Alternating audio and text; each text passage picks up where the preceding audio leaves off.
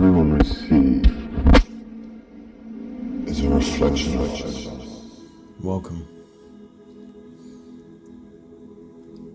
I wanted to talk to you today about something that's been on my mind. And it's about the keeping silent, the thoughts of not having to say a specific thing about a subject.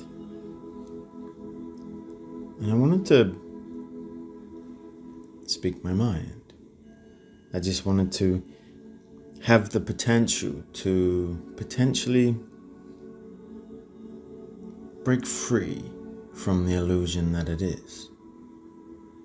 I think there's always two sides to this coin when, on one hand, keeping silent when everything is in chaos benefits us the most.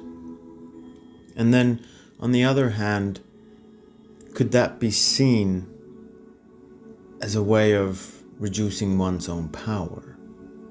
Is it an illusion placed upon us to hold us, to keep us in prison without using our strength, which is our voice, the words, the letters, the vocabularies? So is it? Is it an agent when they say silence is golden? Yes, I think it is in some cases, because you take the time to visually see what's going on without reaction. But I don't think we should stay silent about a specific subject. And this power that you regain, I suppose it all comes down to what you're trying to transmit. What are you putting out? What energies are you focusing on when you do speak? I think I'd like to talk about how we use this energy wisely. The times we have, the things we scroll past. I talk about it a lot, but I find it very important. And I see a lot of it in the rise in videos and content. And even though it doesn't bother me, I think in the world of creativity, it does.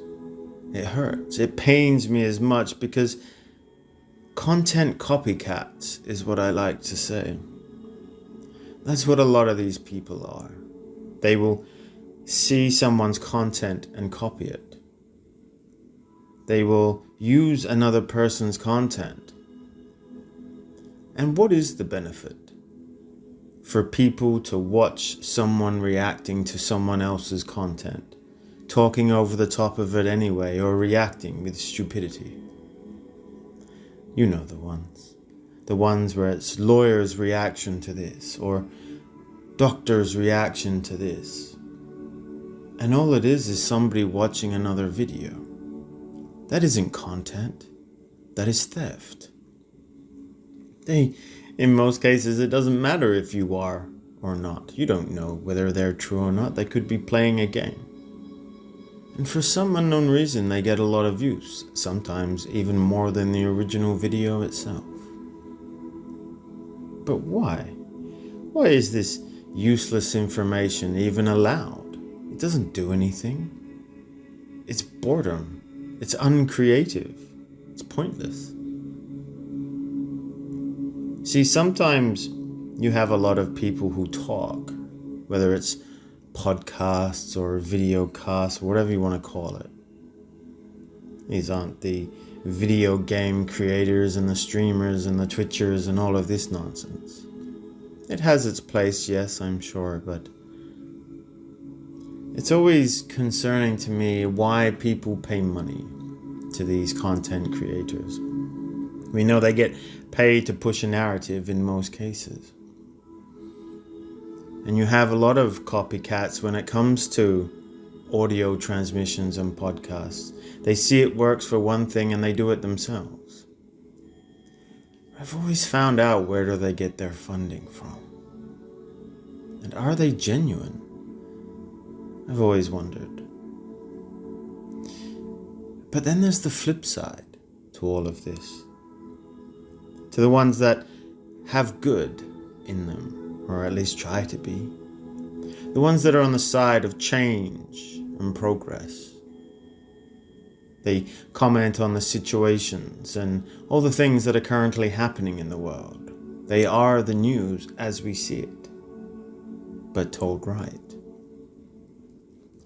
However, you must also look at the situation when it comes to these types of groups as, do they provide a solution? Do they offer one?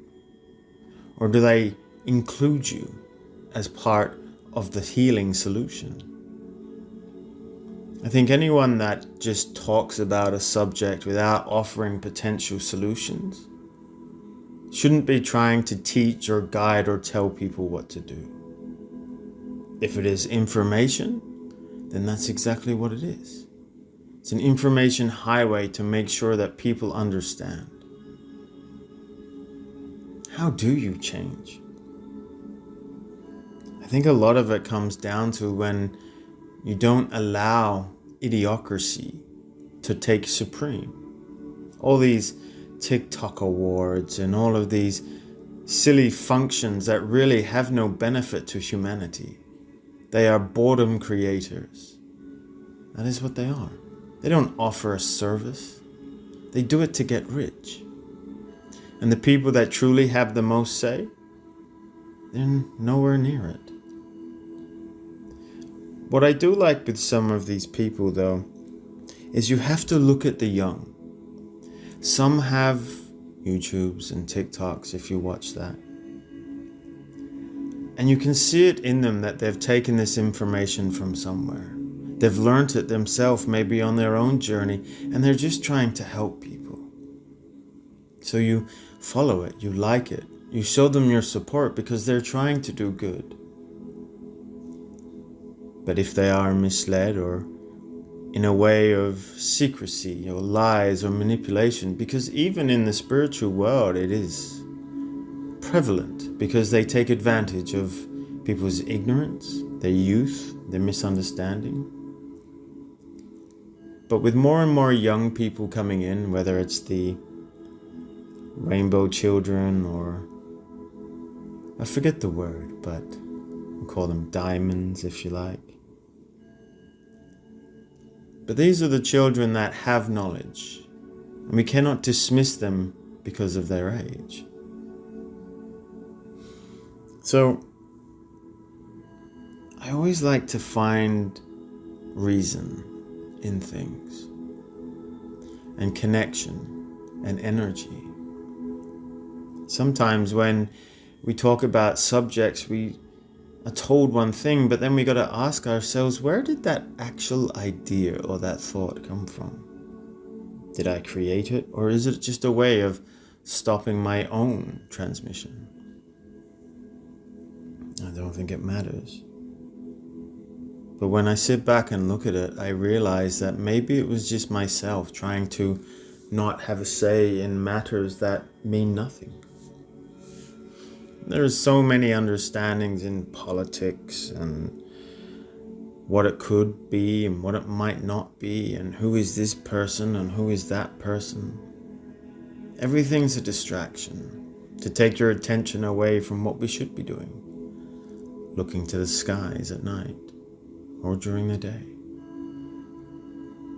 Being at peace and love with family and generating that. It's fascinating that in a lot of this media, we see more and more people getting pay rises. We see more and more things just turning into nonsense. It has no benefit to humanity. Whether more and more people are getting angrier or feeling more love. Maybe they're just tired of it. Here in Australia, there's more useless stuff that the government is trying to do, and it's just getting worse. They want to introduce their own version of the CDC, an Australian version that takes away more liberties of the people. And everyone's starting to slowly band together to realize that this is just not something that we can live with here any longer. And it was said in a few other podcasts or sayings or YouTube videos, one from another senator as well, Madison. And she states there's only like 1,000 politicians in Australia, and there's 27, 28 million of us. What are we doing? What are we really doing when it comes to these sort of things? Why does everyone just comply? I mean, the last few weeks I haven't been paid. I've had no money. I've had barely anything come through, maybe $10, $20 lucky if I'm there. Some money from my birthday that allowed me to buy food. But the money that I'm supposed to receive, I didn't receive it. It's tax time and I put that through. But yet I've been living on rice or sausages and bread, the bare essentials to get by. Then buying some beetroot and making some fruit juices. Things that don't cost much. There's nothing I can do. I have bills and warnings that my bills are not being paid, that there's going to be overdue fees. There's nothing I can do. I was heavily reliant on company to pay me. But I think that's another test to remove yourself away from the need of money. And I think what happens is a lot of these copycat contents, I like to call them, they're only in it for the money. So they don't have the love behind it. They don't have the willingness to share and invite people on who actually have meaning and truth, who really want to make a change. At the end of the day, they're all just trying to make money. They can be bought by product placement, if you will. But my heart can never be bought. I will strive daily until I succeed. And there are a lot of content creators. I like to see that the people that I meet are the ones that when I am in charge or in power or in a position where I can make change, these are the people I want to meet. These are the people I would want by my side. I might not know who they are now, but I've seen them. I know who they are when the time comes. So it's interesting. I like to talk about subjects that are deep and meaningful. Have those conversations, but interesting ones. Talk about the things that are occurring in the world and what they could possibly mean, not out of joke or humor, but out of possibility. There's a difference between podcasts that talk about things, they throw in humor or they throw in unrealistic expectations of a subject just because it's interesting. But you don't get that sense of worth or belief or the core values that it possibly could, because it all depends on who they're interviewing or the mannerisms that they're trying to uphold. So even if they are telling the truth, it just doesn't resonate because they haven't learned the power of the words. So what about the illusion of holding us back? Well, if you make the field impossible to break into, people lose interest. If you pay the narrative to focus on these things, it gives that sense of false light, false hope, false belief. And you pay all these other people to make way. It's such a subject that we need to break our children free from. I see so many young boys and girls influenced by these videos, whether it's in culture or whether it's in clothing or how they speak. And it's killing them, and they don't know it. The parents abide by it because that's what everyone's doing. If I'm honest, technology and phones have really ruined communities. I think everything has benefit and positivity if used correctly. It's just that the people in power have used it to manipulate, guide cultures away from community into more of depression and unrealistic expectations. We kind of knew it. It was in the movies. It's in the narratives. I think at the end of the day, it all comes down to the strength of one's own character. And what makes it interesting, or at least difficult in these times as it is now, is that it's a struggle to live. And more taxes here in Australia keep coming, so it's falling into a dystopian type of environment because our politicians are useless. And they are. And I won't hold back. They are pathetic, they are useless, and they are petty. And they don't care. And one of the most important things that we people must understand is that we don't need them. We must remove ourselves from the trap of social media, influencers, content creators. Start following our own voice. What do I want? What do I want to see? What do I want to hear? It's removing ourselves from what we've been taught in schools, in homes, in classes. And just going with the flow. I've been forced to remove every aspect of who I am, who I was, the attachments to money, to love, to all of it. To the point where I can't do anything about it. I have no say, I have no choice. This is the path I am on. And it's strange because I know I'll be okay. And I think that's the difference when it all comes down to it. Knowing that you'll be okay no matter what. Removing yourself from attachment of food, money, love. The desire to need anything is no longer there. Maybe that was it. Maybe that's just the whole aim of the game. Is to remove yourself from detachment of the desire for the thing that you want. Or the desire of anything.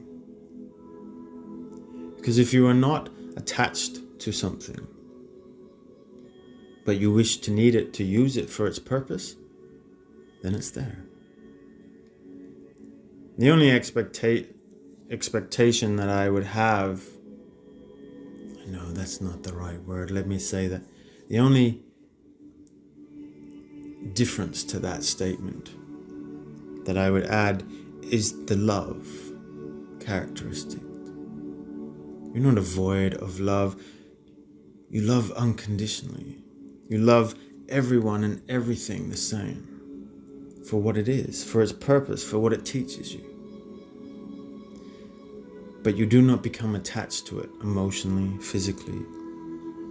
It's just a thing. And that's the important part of all of it.